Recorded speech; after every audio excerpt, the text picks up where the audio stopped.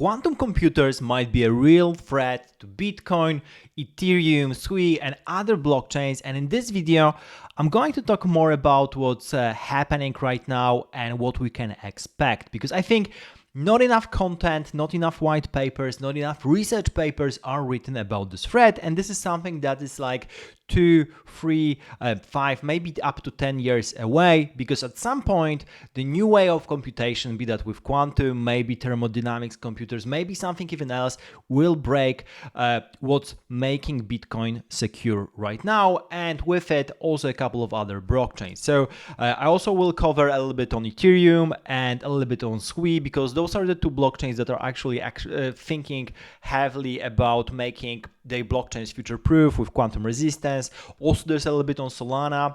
They have a different approach. But first of all, I'm going to start with Bitcoin, because all of the other problems are very similar and they stem from what Bitcoin is doing. So if you remember, with Bitcoin, you basically have your wallet address, which is your public address, and then your private keys. How Bitcoin works is basically you can sign transactions, you can do transfers, because you have those private keys which you sign a transaction, and no one can restore the private keys from your public address, from your wallet, because if they could sign those transactions for you and take all your Bitcoin away. That's the principle. So how will quantum computers break that? Basically, they can solve the problem that's the reverse problem. So having a public address, they can recover your private key. This should not be possible. This is definitely not possible with classical computers, because they require too much computation. It's too hard of a problem to do it classically, but with quantum computing, it's possible. And this part is basically, well, we have two things that will be basically break with quantum computers, because you have two quantum algorithms that are not possible to run on classical computers, but are possible to be run on quantum ones. This is Shor's algorithm and this is Grover's algorithm. I'm going to focus more on the Shor's algorithm. Grover's algorithm is basically will allow you to mine Bitcoin quicker, so it's maybe less of a case, because I guess miners will adapt, with quantum computers, this will be less of the case. Of course, there are some other consequences of that as well. But Shor's algorithm is interesting because it allows you to break this kind of public key cryptography that's used in Bitcoin wallets, but also Ethereum wallets, Sui wallets, and it demonstrates, well, that elliptic curve cryptography, which is currently used most of the time, is not safe from quantum attacks. So having to talk about that, this video is going to be very basic. I don't want to go into technical details of the particular elliptic curve that is being chosen and everything that's being going on with it. I wanted to give you a basic idea, but basically what's happening is that there's some kind of an inverse problem with this private key and public key being the wallet address. And if you can inverse the problem, if you solve the inverse problem, meaning if you can find the inverse to the public address, you get the private key. You should not be able to do that, especially because we have very big numbers, very large elliptic curves with large parameters there, but it's going to be possible with Shor's algorithm, and Bitcoin is going to be vulnerable to that attack, which means whenever you have your public wallet, a public address exposed, you're going to have your keys stolen. This in particular means that, for example, Satoshi's Bitcoins are going to go all away. So this is going to be an immense selling pressure on Bitcoin once that's possible. Because even if you imagine, there are a couple of solutions here. Even if you imagine that you're going to someone mask your public address, nobody will know it. Then still, we all know the Satoshi address, and we all know the some of the most famous addresses, and those will be taken away. The addresses from the exchanges, the addresses of Satoshi Nakamoto, those will be uncovered, and people will get private keys to those addresses, and they'll be able to sell the coins, which means Bitcoin price will totally crash. So this is really a huge problem, and the one solution to that is, of course, changing how this kind of signature works. So instead of having what's currently being, how currently you get public key from private key, you use a little bit different algorithm, which is quantum proof. So for example, you can use something lattice-based. This is another kind of cryptography. You can use something hash-based, another kind of cryptography, or you can use isogeny-based cryptography as well, another kind of. Those are kind of three ways that are currently discussed. And also there are a couple of other things, because not only that, you can try to also use different kind of inverse problem, because here, the really crucial thing is having a hard enough inverse problem that it's easy to verify the computations for you. If you have the public key, you verify that you're really generating the same transaction, the same computation. But the inverse problem of getting the inverse number is super hard, and this is how the entire cryptography really works on when it comes to blockchains. So this is going to be problematic, definitely. How far away we are from that, no one really knows. So I've been in a quantum, well, basically I had a quantum company back in 7 years ago right now. We even went through the accelerator in Toronto. So I was like on the verge of what's being possible when it comes to quantum computing back then.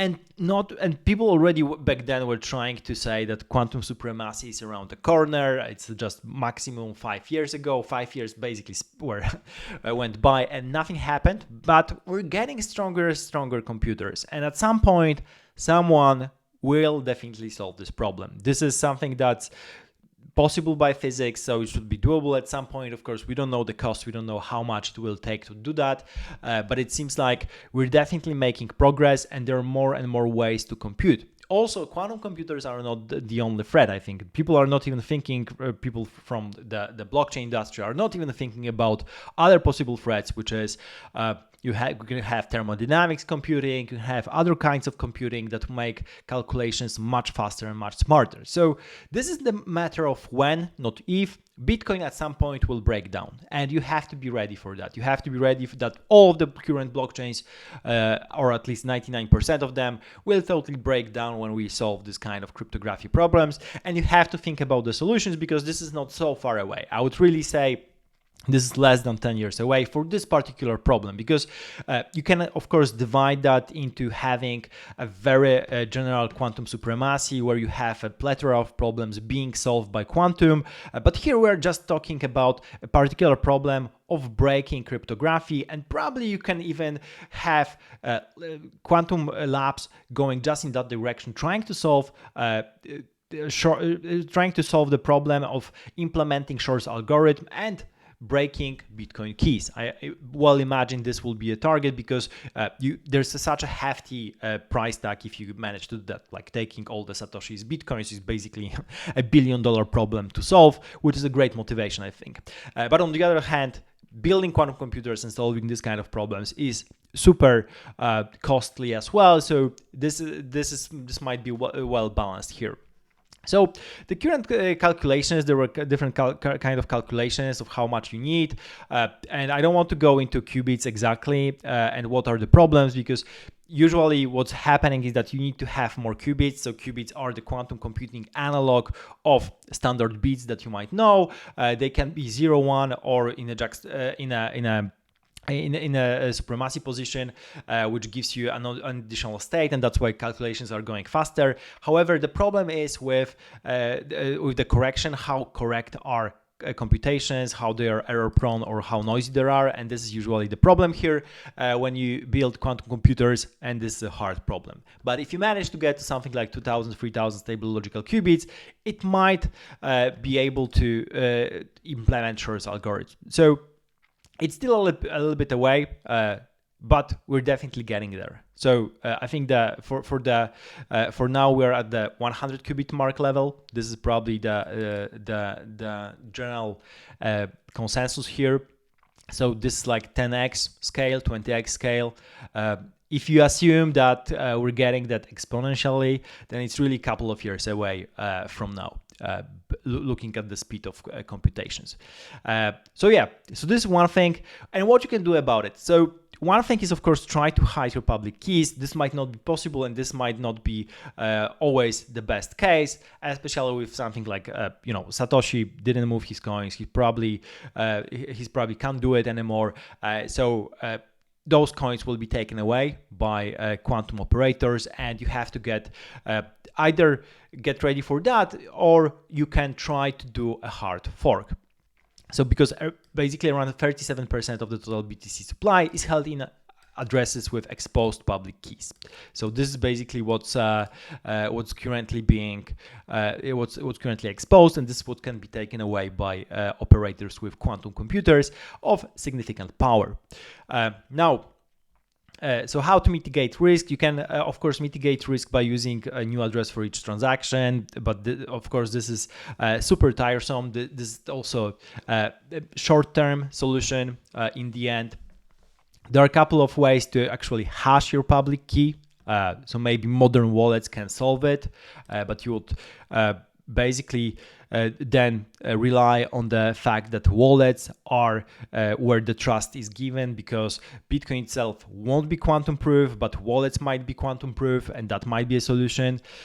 So in the end, I think the only solution that will work in the end will be some kind of a new fork of Bitcoin with that is using post-quantum cryptography. So already in 2022, National Institute of Standards and Technology in the US, they ran a multi-year competition to standardize post-quantum algorithms. They have a bunch of them, the Crystals, Dilithium, and Falcon, plus Sphinx. So those are two lattice-based, one hash-based algorithms, and then they might be the new standard. This is actually what's being discussed in SWI article. When you try to have quantum computing SWI, we're going to go back to that. They especially are talking about Crystals Dilithium here as a way to maybe mitigate some of that risk. But I don't think anything is possible that outside of like having a hard fork. Because maybe there's some kind of a soft fork possible if you think about it, but you should probably do something to replace the current elliptic curve cryptography with something else. And this is probably the best solution. So we're going to that point. I think it's a little bit scary, but also fascinating, because there will be so many new challenges. If everything works well, your Bitcoin should be safe. There will be a lot of volatility in between, but it should be fine. Now, this is also the case for other Bitcoins. This is, of course, not only Bitcoin, for other blockchains, not only Bitcoin. So I'm going to go into that first. This text is available online. I'm going to post the link down below in the description if you want to watch it. I think it's pretty cool. I'm going to also to cover other blockchains, because there's not enough content, as I said, about quantum proof blockchains, and I think this is a really important problem as we go forward towards this quantum computing future. We should be ready for that from the blockchain perspective. So yeah, this is it. Let's go to Ethereum first. So Ethereum is actually talking a little bit about the quantum resistance. They definitely want to be future-proof. They want to scale. They want to have algorithms that are basically quantum proofed and verified. They're also talking about lattice-based signing, which means this kind of a dilithium crystal thing, the same that SWI is talking about.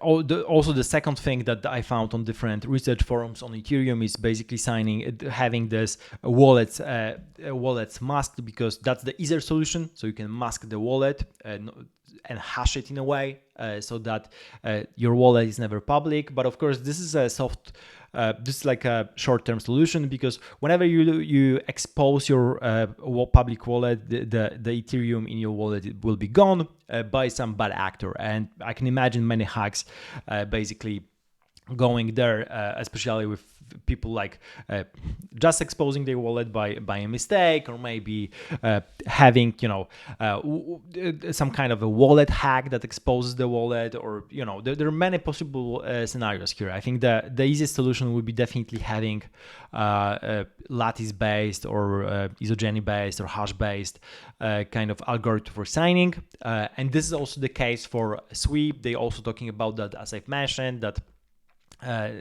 in particular they mentioned that Shor's algorithm will be able to break this kind of elliptic curve encryption, and you have to take something else to do that. And they have those kind of things recommended from NIST, and they basically do that verification. Then they don't look at other solutions. I think the other solutions might be interesting too. You can definitely look at things like, for example, ideals in class groups, stuff like that.